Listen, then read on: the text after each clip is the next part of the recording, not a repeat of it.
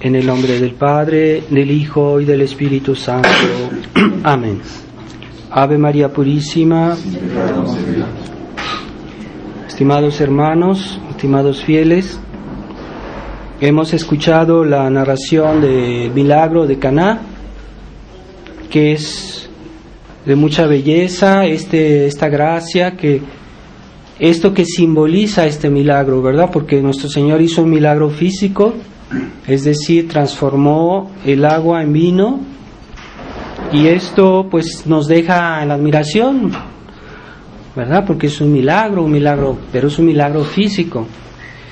Dios puede hacer otro tipo de milagros mucho más importantes, mucho más difíciles que los milagros espirituales. La conversión de las almas, es decir, que un alma que no es nada o que está lejos de Dios se convierta en un hijo de Dios, que de no tener la gracia de Dios pues adquiera la gracia, que se justifique su alma. Entonces un alma santificada vale más que muchísimas en pecado mortal, o que están lejos de Dios.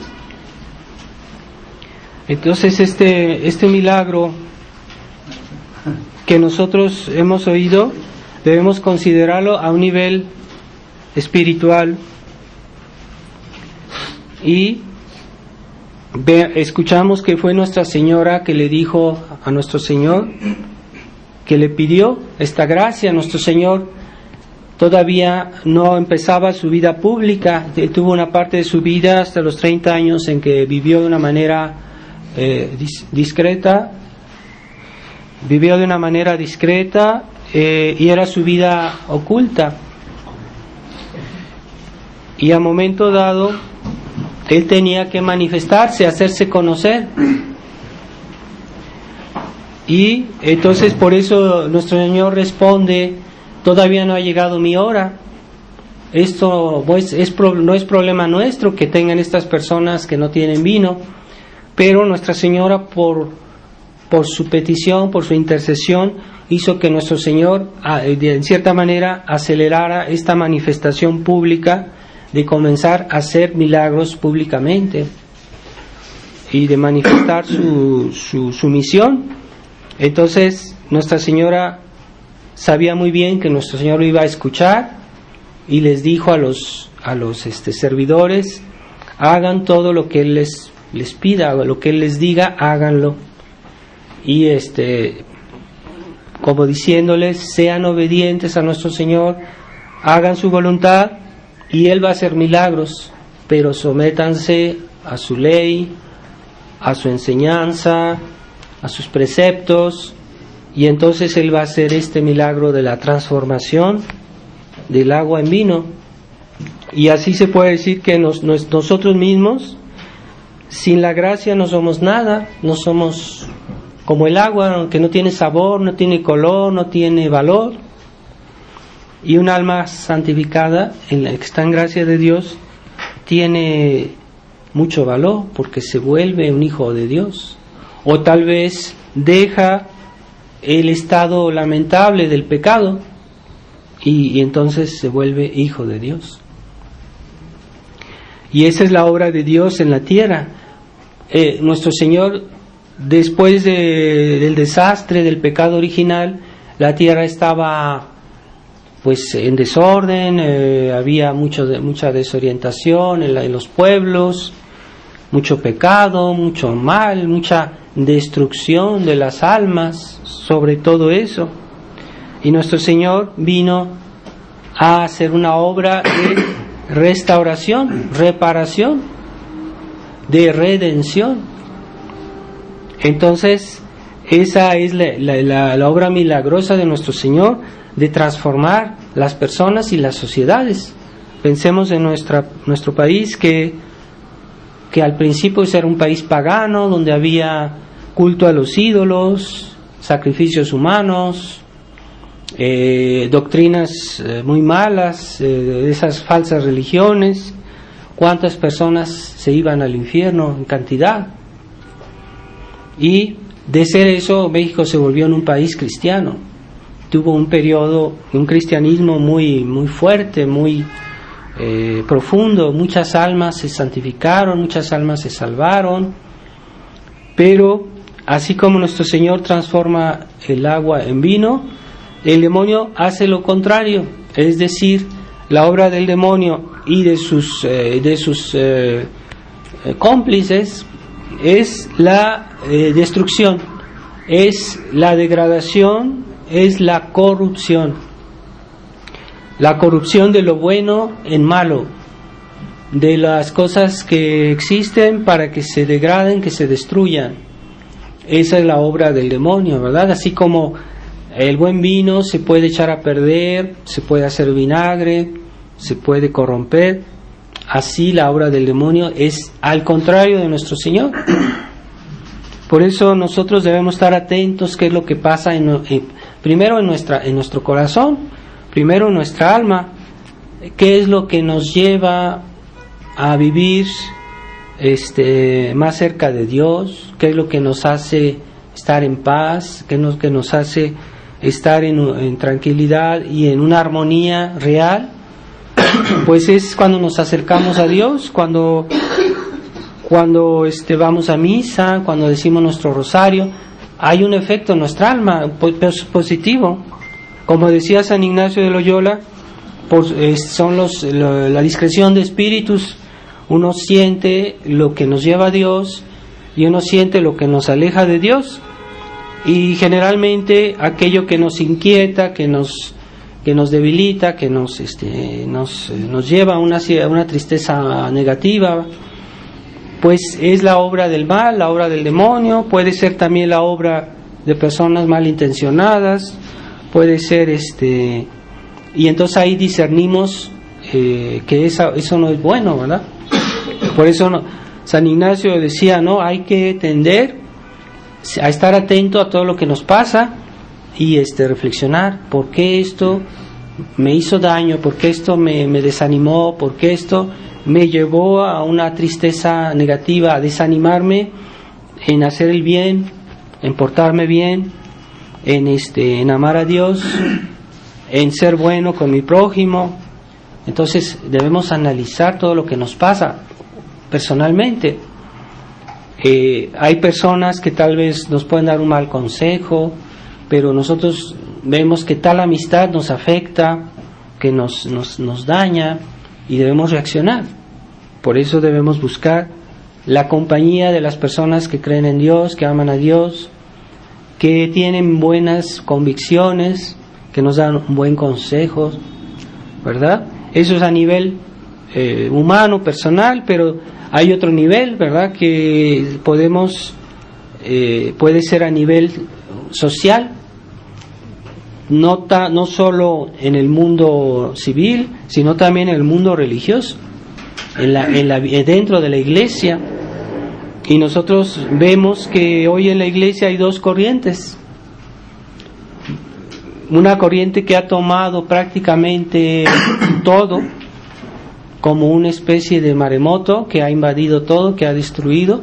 Es la corriente que comenzó, que se declaró más francamente en el Concilio Vaticano II, y que ha reducido nuestra herencia, la herencia de la iglesia, la tradición, las tradiciones de la iglesia, las ha reducido en ruinas. Y todo aquello que hemos recibido de 2000 años de vida cristiana, de 2000 años de cristianismo, se ha venido abajo. Y es particularmente el corazón de la iglesia, que es la Santa Misa. ¿Por qué es el corazón? Porque la Santa Misa es el sacrificio de nuestro Señor Jesucristo, que se renueva cada vez que se dice la misa. Pero ese sacrificio tiene un valor infinito. Entonces, por eso se comprende que el demonio tenía particularmente horror de la misa tradicional, de la misa católica, porque es el sacrificio de nuestro Señor que ha quebrantado el reino de Satanás en la tierra. Él lo sabe muy bien ahora. En el momento no se dio cuenta cuando Él hizo crucificar a nuestro Señor, cuando lo persiguió, pero después se arrepintió de haber hecho eso, porque ahí fue el momento de su derrota. Es exactamente en el momento que Él pareció triunfar, cuando mató a nuestro Señor Jesucristo por medio de hombres malos, pues en ese momento fue vencido. Tal es el poder de Dios, que puede voltear una situación completamente, y cuando todo parece perdido es el momento de la victoria. Así que ese milagro que nuestro Señor hizo en Caná, pues Él lo renueva cuando Él hizo su muerte, su sacrificio en la cruz. Él lo renueva cuando se dice la misa. Así que la misa, si asistimos bien, como se debe, con las disposiciones necesarias, va a obrar un milagro en nuestras almas, nos va a cambiar, nos va a hacer mejores. Entonces, es muy importante la buena disposición de nuestras almas. No cuenta una disposición mediocre, tibia, tal vez sin mucha fe. Como decía Nuestra Señora a los servidores, hagan todo lo que Él les diga. Nuestro Señor les dijo, traigan tantas de esas grandes recipientes para poner el agua, póngale el agua. Ellos hicieron tal cual, y entonces hubo el milagro en la medida también de la respuesta de los servidores. Así que si nuestro Señor nos dice, pues tú tienes que vivir tu vida cristiana, tienes que respetar los 10 mandamientos, tienes que ir a misa, tienes que confesarte, si respetamos eso, nuestro Señor va a hacer el milagro de cambiar nuestra alma, así de hacerla de agua en vino. Pero pues hay varias otras condiciones que la Iglesia siempre ha recomendado, ¿verdad? Es asistir a la misa con mucha fe, mucha devoción, y las mejores disposiciones abren nuestro corazón. Entonces, ahí está el aspecto que Dios nos pide a nosotros, un mínimo de disposición, de buena voluntad, porque podemos caer en un cierto quietismo, todos los católicos, y en cierta medida todos nos podemos reprochar una cierta infidelidad en colaborar con la obra de Dios. Y esta falta de interés que todos la tenemos, no hay que acusar siempre a los demás, ¿verdad? Pero esta falta de interés se ha hecho una costumbre desde hace tal vez mucho tiempo, tal vez desde el momento en que nació lo que se llama el catolicismo liberal, que no solo es una ideología, se le puede llamar también una actitud general de tibieza, de vivir un cristianismo de costumbre, un cristianismo, sí, yo soy católico porque mis papás eran católicos y mis abuelos eran católicos, y soy católico porque pues nací así. Pero no es un catolicismo de convicción, de batalla, de realmente de lucha, ¿verdad? Como aquellos que realmente toman en serio lo que son o lo que hacen. Entonces, esta actitud de muchos cristianos y mucha parte del pueblo cristiano en muchas naciones, no solo en México, sino en Europa, porque allá es donde comenzó esta corriente del catolicismo liberal, que eran aquellos católicos que querían conciliar la Iglesia con el liberalismo, y decían, sí, se puede hacer un liberalismo que es mitigado, que no es contra la Iglesia, que es que se podría en cierta manera bautizar, y entonces se creó una corriente que ha hecho mucho daño históricamente a la Iglesia, porque ha neutralizado las fuerzas de aquellos que realmente con ánimo, con valentía querían vencer a los enemigos de la Iglesia y volverla a la sociedad, al cristianismo antiguo. Y esta actitud nos ha hecho mucho daño, porque los mismos católicos hacen barrera, hacen obstáculo a aquellos que quieren luchar por el reino social de nuestro Señor, que es posible, en esta tierra es posible. Y pues tenemos un ejemplo muy triste aquí en México, ¿verdad? Cuando la guerra cristera, que los cristeros dieron ejemplo de un cristianismo auténtico y fervoroso y radical, y fueron traicionados por esos católicos que ya estaban metidos en esa corriente de tibieza, de no tanto tal vez un liberalismo doctrinal y abierto, pero un liberalismo encubierto y un espíritu liberal. Y desgraciadamente muchos de los obispos participaron en eso, por la influencia tal vez del exterior, de ciertas influencias de Estados Unidos, del clero americano y de ciertos personajes que estaban en Roma ya y que influenciaron la opinión, la decisión del Papa Pío XI, que tomó esta decisión tal vez muy imprudente, que se dice que él después, cuando recibía a peregrinos mexicanos en Roma, después de todos estos hechos, él lloraba de esta situación en la que él era responsable en cierta manera, en cierta medida, pero él como que fue en cierta manera presionado o engañado. De todos modos, es muy importante que los católicos, sobre todo los tradicionalistas, que somos nosotros, tomemos conciencia siempre mejor de combatir ese espíritu que nos ha hecho tanto daño, y que hoy también, de nuevo, porque es es como las olas del mar, ¿verdad? Vuelven a levantarse y vuelven a atacar, vuelven a agredir. Así de este mar del mundo actual salen cada día nuevas agresiones a nuestra fe, y incluso dentro de la tradición de la fraternidad San Pío X ha habido esta nueva corriente de decir, no, pues vamos a pactizar con el mundo, vamos a hacer no hay que estar siempre peleados, entonces vamos a tratar de acercarnos a Roma y hacer un acuerdo, ¿verdad? Eso nos recuerda los famosos acuerdos que hubo en México. Pues sí, hay que hacer otro acuerdo y vamos a tratar de colaborar con Roma, con el Papa, que ya sabemos hoy todos los escándalos y declaraciones tan horribles que hace este Papa, cada día peor, y en materias gravísimas, ¿verdad? Cada vez de una manera más descarada. Bueno, ¿cómo vamos a colaborar en esta situación?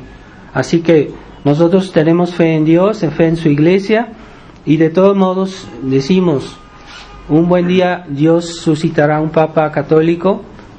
¿Cuándo será? Cuando Él lo diga, cuando Él lo mande, pero nosotros debemos seguir siendo católicos, no somos sedevacantistas, pero no estamos de acuerdo y no podemos colaborar con esta corriente que ha invadido hoy la iglesia del liberalismo, que el espíritu liberal siempre desemboca tarde o temprano en un liberalismo abierto y doctrinal y realmente en algo descarado, pero siempre comienza de una manera enmascarada. Así que pidámosle a nuestro Señor que tengamos esa gracia. Es bueno leer las reglas de San Ignacio de la discreción de espíritus, porque eso pasa a muchos niveles.